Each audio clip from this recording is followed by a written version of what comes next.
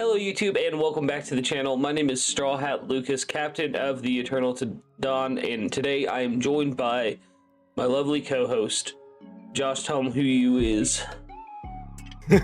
Yo, I'm Joshua Vykthor and I'm ready to talk about this week's chapters like they're being crazy.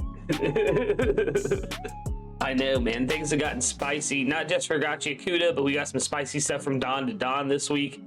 And a new series, and that will be the first one we are talking about. But yes, we are here to talk about a new series now that, sadly, Jujutsu Kaisen is over.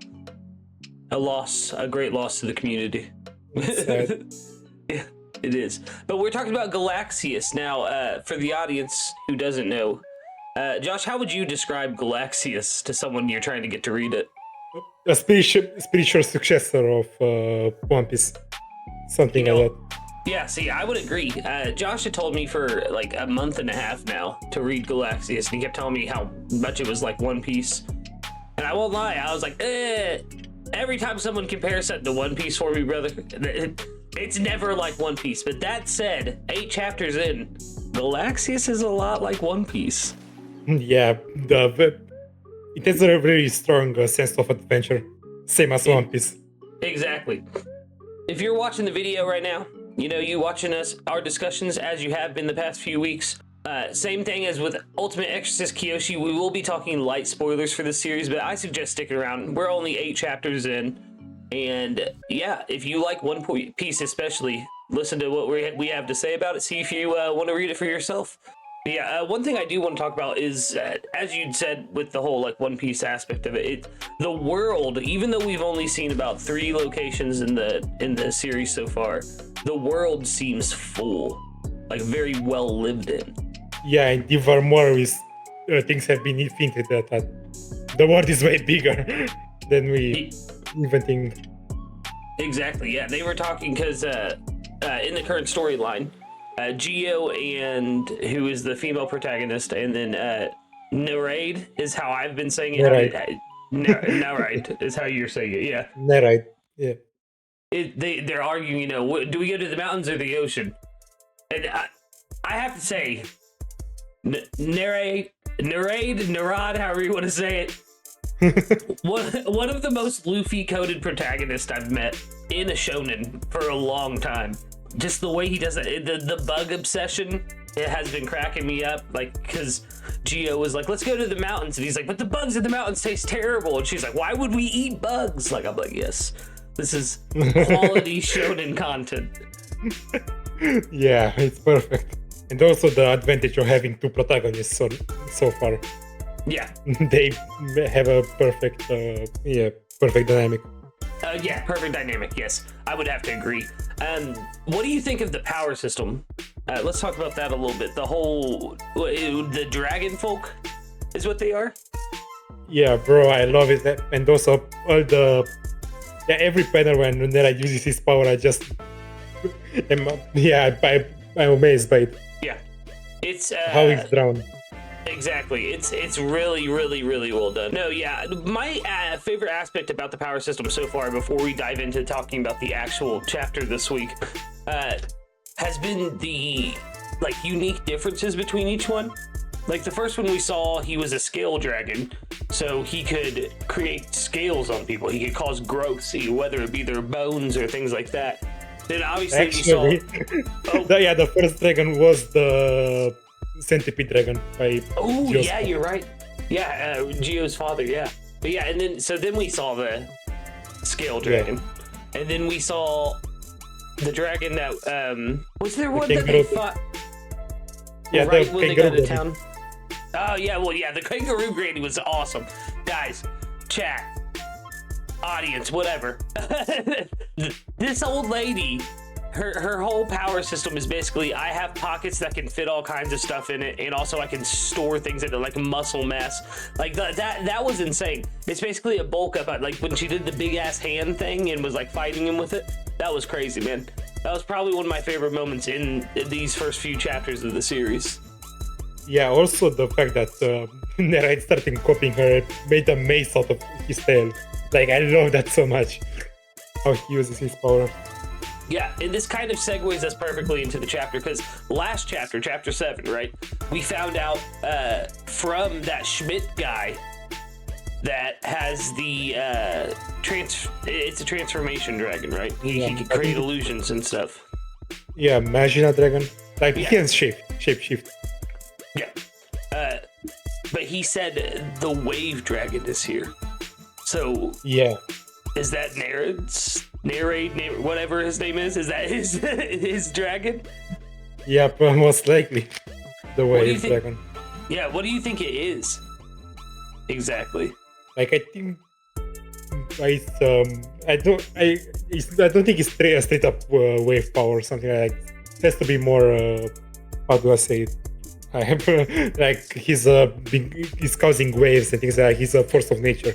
Yeah, see, that's exactly what I was thinking too, is that instead of being waves as in like water or the ocean or something like that, it's more of a, like you say, like causing waves or the ripple effect, you know? One tiny thing he does can set off a grand domino effect that can cause multiple things to happen, kind of thing.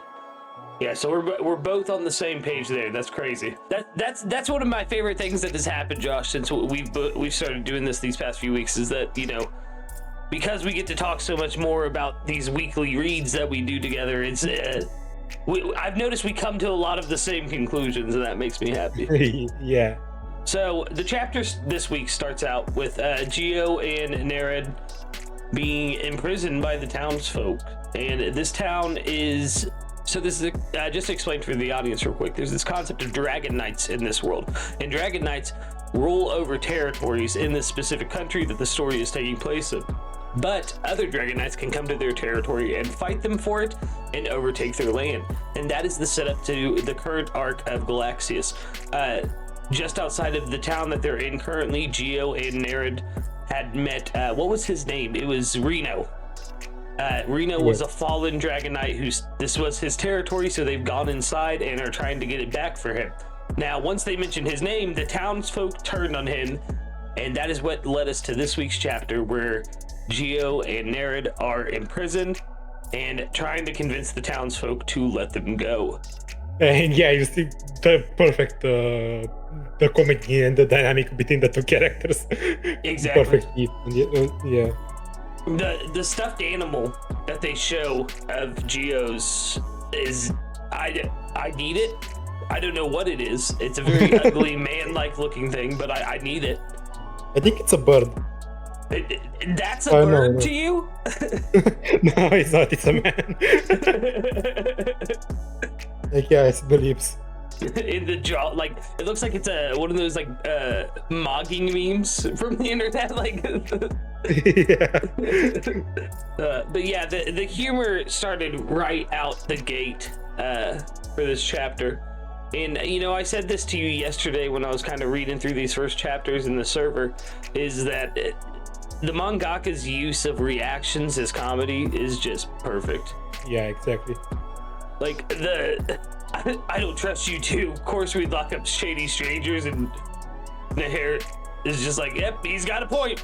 We're gonna stay in prison. She's like, don't just accept that. Like, it's perfect. It is perfect, man. I need to know more though about just to kind of skip ahead here. How strong is Naher that he can push those iron balls? Listen, I'm still trying to like figure out his name, my man. It's Neride. Neride. I said Naher. Yeah. That's twice.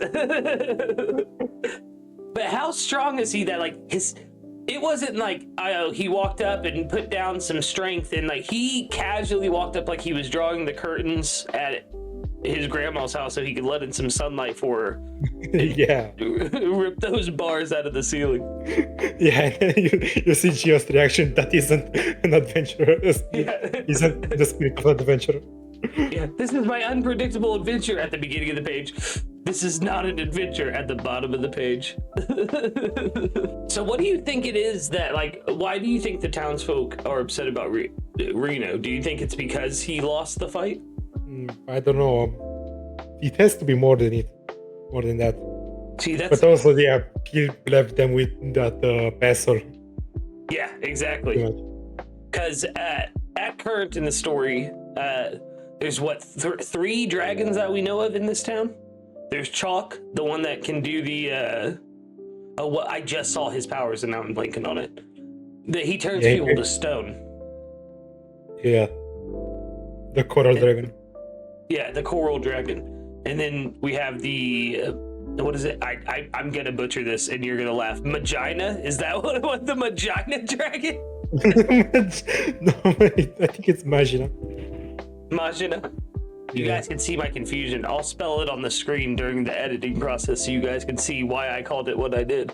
But that's the one that can transform and do illusions. And then we have probably one of my favorite designed villains show up this chapter, and that is the Sludge Dragon Bronze. Oh, yeah. I said this yesterday. Oh, yeah, go ahead. I'm saying like straight up of this from the reveal, like his tail is so cool, made like a peacock. Yeah. It's his whole design is awesome. Like the fact that like the top of his face looks like it's melting. I said this yesterday, and I'm going to show Bronze on the screen for the audience. But the mangaka's art style, like his eyes, especially, it reminds me of like early 2000s anime and manga. Like with the really, really big eyes. Nowadays, you don't see it as much. They usually have like almost more realistic eyes, smaller eyes. And I like that use of it, if I'm being honest. Like it feeds into the creepiness of this guy's design. Like especially in this panel here, the third one on this page, it works so well. Yeah. What do you think of the Sludge Dragon, though? Very cool power. And also his interaction with Neride. Yeah. He. I was gonna say, I saw the monkeys comment that he made where he's like, why should I honor a promise I made to monkeys? And I'm like, yeah, Geto would be proud, man. Kenjaku. Yeah, people with powers and people without. Exactly. Yeah, but the fact that Nerade just stepped right up to him like it was nothing. It was like, yeah, look, he's melted the bricks. We can escape through here. And the guy's like, what? And then he, from the looks of it, one-shots him. And also that thing, yeah, he asked the townsfolk, like, if I defeat this guy, we can leave, yes. Yeah. They're like, sure? I thought this was actually one of the most badass moments in the entire chapter, was when he's like, he doesn't even know I can detonate the slime and blow him up, you know, and he's like, that's strange, the sledge won't detonate, and I'll show the panel on screen. But it's Nerade is holding his fist and clenching the slime and sludge so tightly that he's compressing the detonations into his hand. Yeah. And then he throws the punch. Mm-hmm. Which, yeah, I'm gonna put this panel up on screen as well. But yeah, the punch is devastating, man. That's another thing I want to say about the mangaka, which I'm not familiar with her name. I know it's Al something, but these big action spreads that they're doing, whether it be single or double page, are just insane. Like, you can feel the impact of that punch. Yeah. And then the final page, where Neride introduces himself. Oh yeah. Like, I can't wait. I can't wait for more battles in this series. Yeah, that's exactly what I'm excited for too, because I keep bringing up, this is only 8 chapters deep, guys, and art is phenomenal.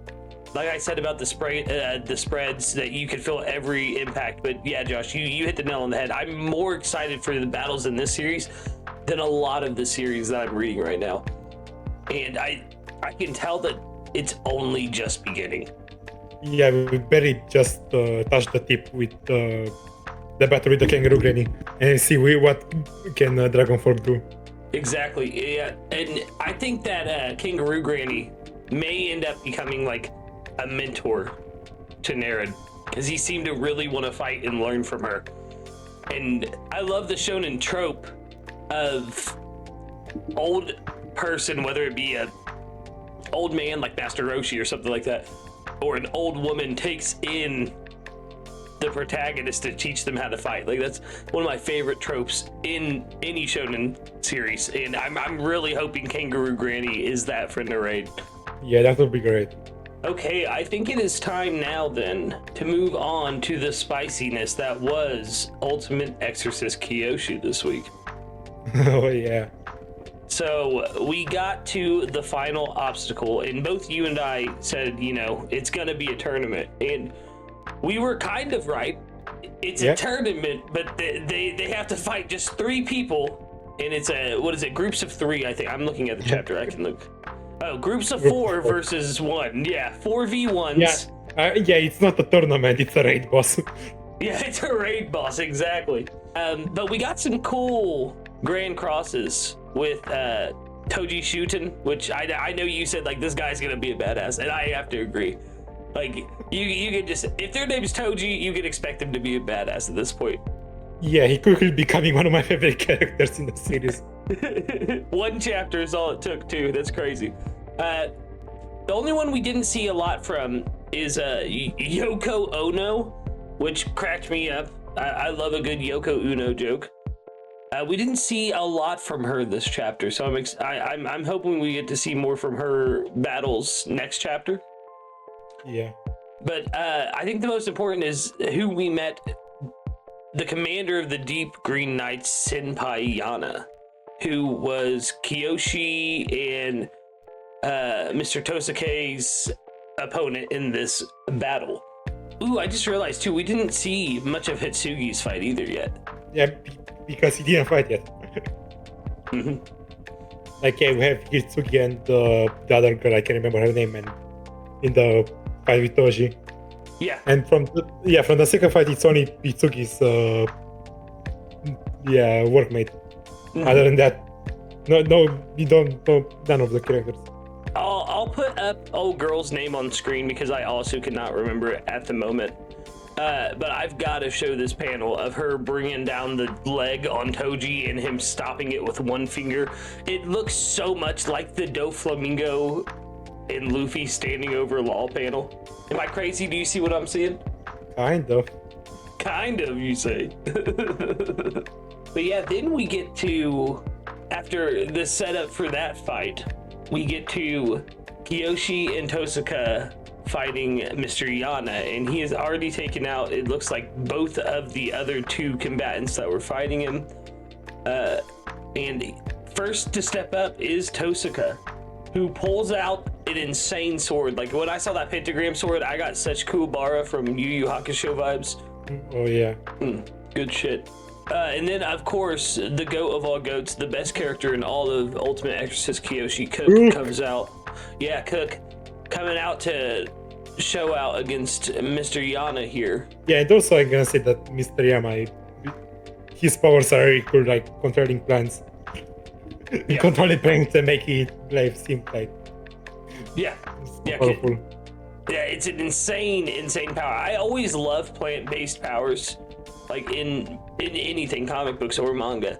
And I like it when it's not a weak power. Like, a lot of they'll use it for like one-off villains and stuff like that. So when there's a somewhat major villain using it, like that, I like that. I like that a lot. But we also saw that Cook becomes a sword of sorts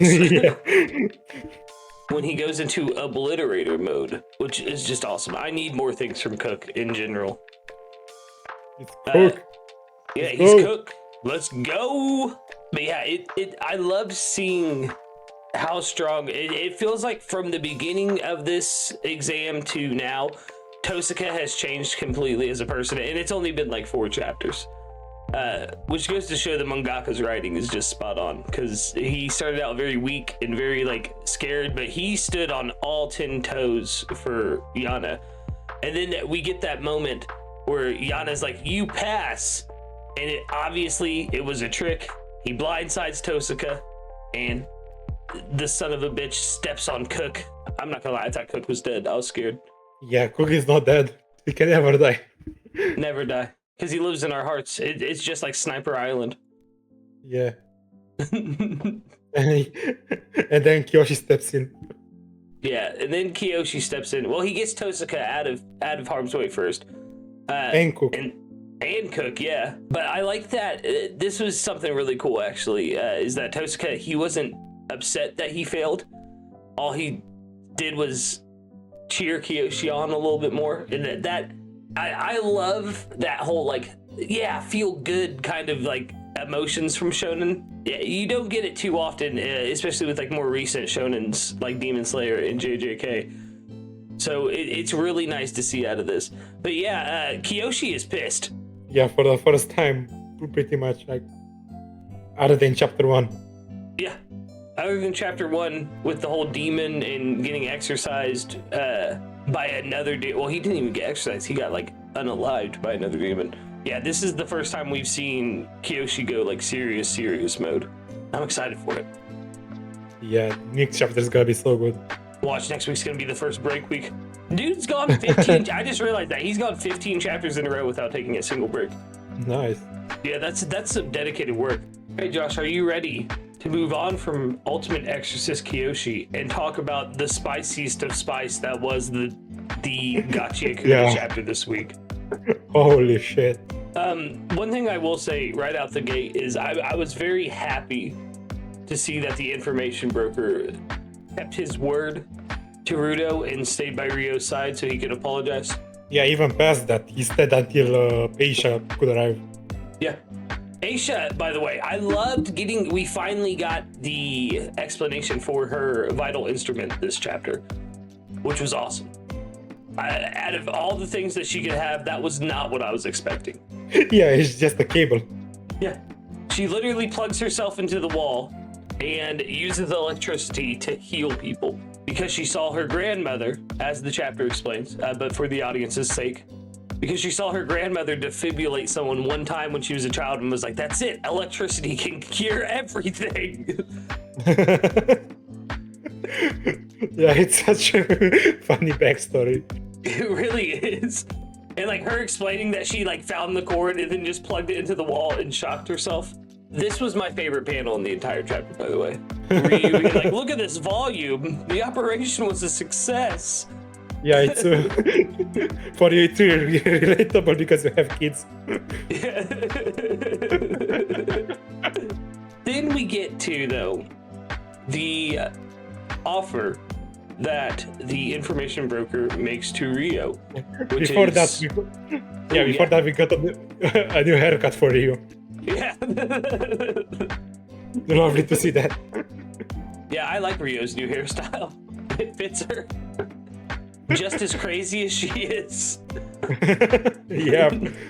But yeah, so he offers her one question, and she uses it for the most pressing question of all time, in my opinion. Yeah, why doesn't the information broker put his fingers in the gloves?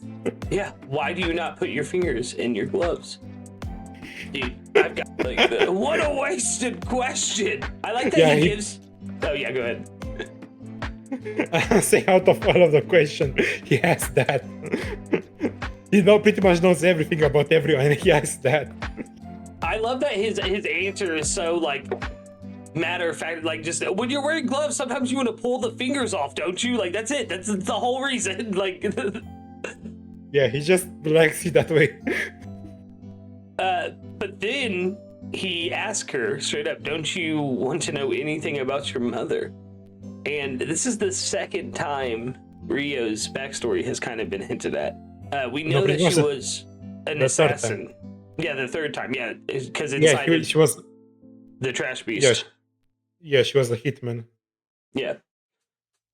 And yeah, pretty much confirms that something to do with her mom. And like in chapter 25, when she went in Rudo's room and said that we get love from our parents, some are good, some are bad. And I feel like that screenshot, I'm going to put on the screen for the audience as well. It's very reminiscent of that panel. The one that we got this chapter, the But Nobody Asked You panel, was very, very reminiscent of it. So it tells me that Ryo, as a character, she's not ready to confront her past or even accept it, really. Do you think her mom's going to be a major player in the story at some point? I mean, you could...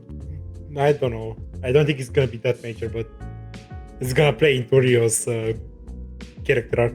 Yeah, and I would love to see more. Rio's, I told you when I was first reading it, you know, she's been one of my favorite characters since the jump. I think her vital instrument's insane. Her fighting style is insane. So I'm really excited to figure out more about her past and to see where it leads. I asked that about her mother, but I don't know either. It could be that she killed her mother, you know, and that's why she doesn't like talking about it. Or it could be her mom sold her off like Amo's mom did, but to an assassin's guild or something instead. Yeah. But then I don't know what has been up with Gachiakuta lately, but every past few chapters, the last like 3 pages have just been peak and some of the best cliffhangers I've seen in manga, because as we see in the last 2 pages of this, the information broker is a crow, and not just any crow, a crow that we've seen many times throughout the series. Like, crows in general we see in this series are pretty important. Yeah. There's always around Watchmen users. Yeah, always. My current take, I think I told you this in DMs or when we were on VC yesterday, is I think that because of how many times we've seen crows around Watchmen series users, that maybe the information broker was the original Sherbrick Watchmen user pet, or like his familiar almost. Didn't we see a hand in the banner flashback in the previous chapters? MMO was in his memories. I think so. So yeah, he was a human. Yeah, he said that Kenny's weight. Yeah.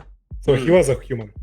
He was a human, okay. I wonder how he turns into the crow. Do you think that's part of his vital instrument? He said he isn't. No, he's straight up said in the chase fight. He's not a fight. He's not a gifter, he's not a giver. Yeah, he's not a gifter. Yeah, that's right. I forgot that. How is he transforming then? Every time the mangaka gives us like a little bit of answers on one thing, he's like, but are you ready for me to throw you through a loop for this next thing? Yeah, again, it's very One Piece.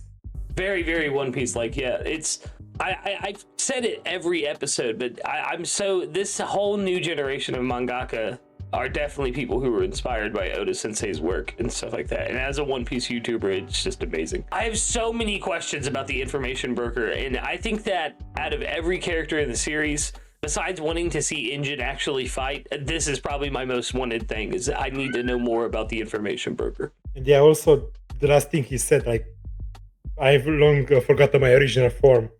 I played too many roles. Yeah, maybe Rudo can fix that. Maybe he can make you remember. Ooh, I like that. I like that idea. With the person who creates the colors being an information-based vital instrument user, from what we've kind of surmised from just like looking at what we know so far, I really wonder if whatever their vital instrument is that's part of the Watchmen series, if that will have something to do with it as well. Because it seems like the information broker and the one who makes the collars, that's going to be tied together somehow, even deeper than what it already has been, in my opinion. Yeah, and also the last chapter he said that they need to follow the man that they need to follow the white crow that will lead to a man that knows where the where the guy that creates the colors is. Yeah. Oh, yeah, you're right. I forgot about that. He did say a white crow. The plot thickens more. That's, Gachiakuta has been hit after hit recently. And audience, if you're not reading it yet, take it from me and Josh. Get on it. Smokey, I know you're watching those videos. Just start reading. Yeah, just start reading it already, Smokey. Come on, my man. Are we ready now to move on to the final manga of the night, Dandadan? Are you familiar with Dandadan? I am familiar with Dandadan. I have something spicy to share with you, but let's talk about the chapter first. So we got a very to start us off, we got a very interesting interaction between a certain Saint Germain and Okura in this chapter. Yeah. What do you think's going on? I don't know, but I know that Tatsu wants us to be annoyed by Saint Germain from his dialogue alone. Yeah, I can tell that as well. Yeah, no running the hallways, bro. If you slam into someone, there'll be ouchie, ouchie. And then he went off on that weird tangent about noise canceling, but then I think this is giving us, if I'm being honest, an explanation on how Okuran has been changed by Turbo Granny's power, like you have been guessing, because he talks about like the bacteria in the body and how it controls what the body does. So I'm wondering if like Turbo Granny's power didn't imprint on whatever is inside Okuran. Yeah, exactly. Her powers have been imprinted. Like, that's a fact. Yeah, and I think this was just kind of a soft way of explaining how, or a setup to explain how it was done. The one thing that struck me most odd about this entire interaction was Saint Germain just keep going, "Do you yield? Do you yield to the power of my information? Do you yield?" And and Okuran just said yes. Yeah, he's like, "Yep, you be." Yeah, I'm gonna show that whole page because Germain's reaction to it is like, I sent you that panel while I was reading the chapter. It's just something about that shakes me to my core a little bit. Yeah, and then he does nothing. But then you look and he has one of those little blades in his pocket like we saw from Crazy Girl last chapter. And we had seen from Germain before when he took the fairy tale card. And when he uses his abilities in general, he switches those blades. Those blades. But yes, we then get to the library with Momo and Vamola and our whole little crew being here. I love seeing Gigi, and I think we say her name differently from each other. I say Ara. I say Ira. Ira. Yeah, you say Ira. I guess we'll find out soon because I've been calling Momo Momo Ayase, and I guess it's Ayase is how you actually say her last name. So I said Ayase. Yeah. So you had it right, and I was wrong. I mean, yeah. I want more from Kento. Like any chapter with him or Kenta, any chapter with him in it, man, makes me happy. He's my favorite member of the crew besides Momo and Okuran. Yeah, for me it's Gigi just being in the background dancing. I know, he's singing too this whole chapter. They're having this serious discussion, and something I've noticed too is and they made a really big point of this when he was first introduced, Saint Germain, but they've kind of put it to the background now, is that they still cannot remember his name or meeting him every time they did it. Like when Momo was talking about the girl saying she kept telling me to yield, and then instead of being like, "Oh yeah, that weird teacher that is the leader of our club just said the same thing to me," Okuran's immediately like, "Someone just said that to me." Like he can't remember exactly who had said it to him, and I need to know what's going on with that. Yeah, probably one of his powers.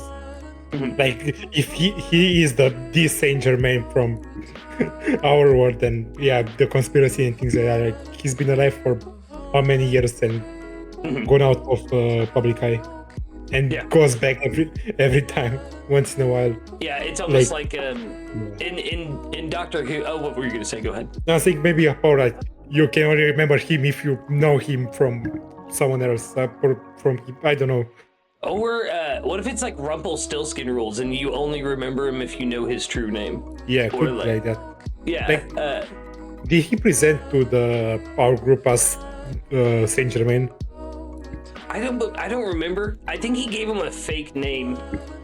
Here, I will Google it real quick, actually. Like, Turbo Granny knows his name, like, the fairy tale card knows his name. Exactly, they know him as Saint Germain. So I think you can only remember him by his name. It's that he calls himself Mr. Sanjami, is what he called himself. Yeah. So yeah, maybe that is it, man. Maybe we just figured that out. Maybe you have to know his real name, like you said, because the fairy tale card knew him as Saint Germain. That's spicy. I'm not gonna lie. But I was gonna say is there's this enemy in Doctor Who called the Silence, and you only remember them as long as you're looking at them, and that's kind of what it reminds me of. But it's not with that. It's like legitimately, like even if they spoke to you, you wouldn't remember what they said. So it's a little different, but that is what it keeps reminding me of. Yeah, interesting. Come on. This whole interaction, by the way, with Ara and Okuran, like I always forget that she also has a crush on Okuran. So like, her being like, stop looking at my chest, and he's like, "But Momo's in your front pocket. What are you talking about?" And she's like, "Just admit it." Yeah, then you see Momo's reaction. Yeah, she is not happy.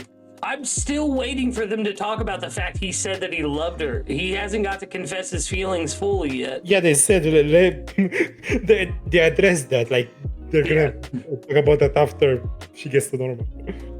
I gotta get this panel of Gigi to show the audience. Like, it's just so good. him waving his arms up and forth. It wasn't supposed to be this way, singing the whole time. And yeah, in the last panel with the crew, one more last joins. Oh, I see what you're saying.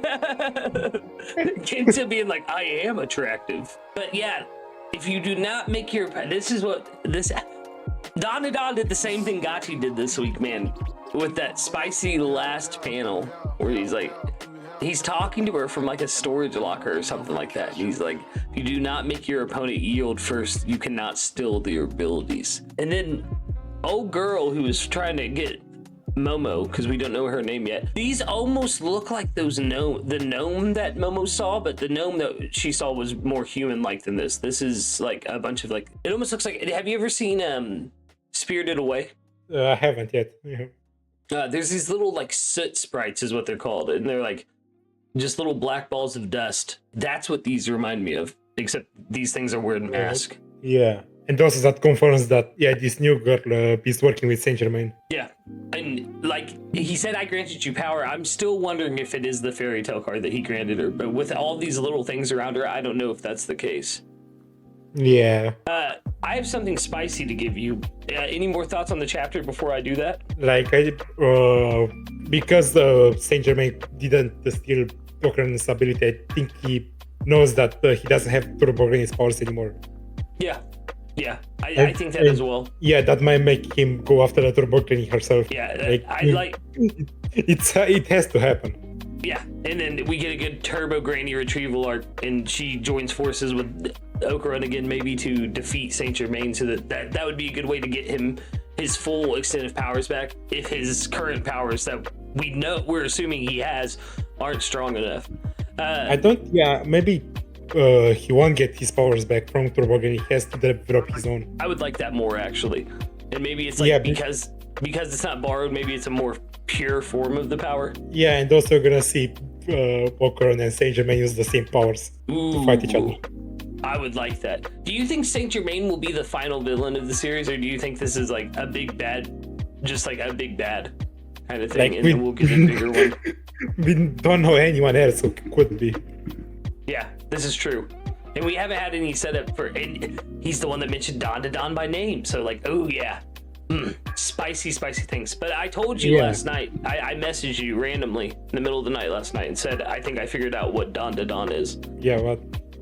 I think it is the pitter-patter of a heart when someone is in love. And I think that is why Saint Germain is going specifically after Momo and Okuran, because they both have that pure pitter-patter of the heart of pure love, and that's something Saint Germain has never known. I told you before that a big trope in media is that, immortals especially, they're lacking something that humans have, and they want that one thing. And I think that's what it is.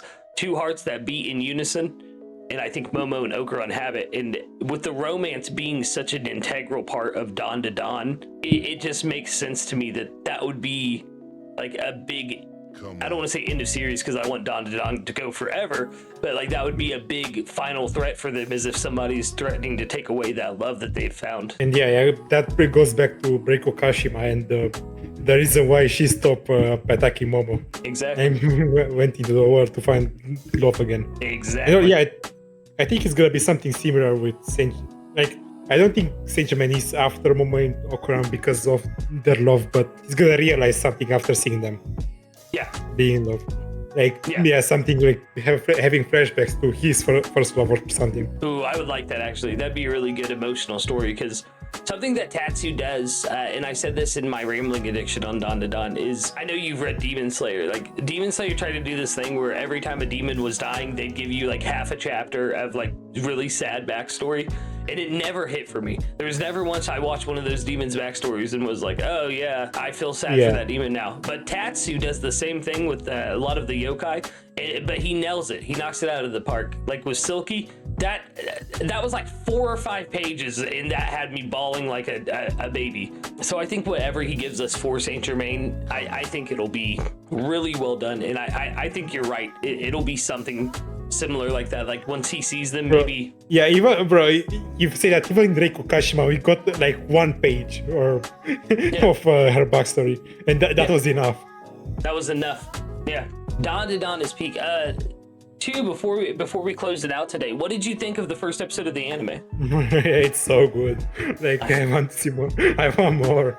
Yeah, that's actually, I was listening to the theme song of the anime last night, and that's what gave me that idea of like heartbeats that beat in tandem. Like the unit, it's that idea that exists in Buddhism, which is where the term Dandadan came from, where the soul has duality, a male spirit and a female spirit, and that's like the idea of soulmates and stuff like that. So I was listening to the theme song, and the way he's saying dun dun dun dun dun dun dun dun dun dun dun, and I was like, this kind of sounds like the kind of butterfly flutters you get when you're in love in your heart. And I was like, oh, wait a minute. So yeah, the anime's peak, man. I've seen the first 3 episodes already. I went and saw them in theaters, and I'm not going to spoil like how far they get or anything. I know you've read the manga, but like I'm excited for everyone else to see those other 2 episodes and then see more of the anime as well. All right, man. I think that is it for us this week. We talked about some peak series. So you tagged me in the server before we wrap up earlier and said Berserk is coming back in 2 weeks. I think it's safe to say we will be talking about Berserk the week that it drops on here as well. I don't know. Or maybe you could talk about more multi-series. It depends. Yeah, it depends. It depends on how much you can read. Yeah. But yes, I have been Straw Hat Lucas, Captain of the Eternal Dawn. Josh, you got anything to say to the audience before we close it out? Read those series, guys. Yeah, read Galaxias, read Ultimate Exorcist Kyoshi, catch up on that Gachiakuta, and you gotta be reading Dandadan, especially with the anime out right now, because it's about to be popping. But yeah, guys, everyone out there have a wonderful, wonderful night, and we will see you next week. Peace.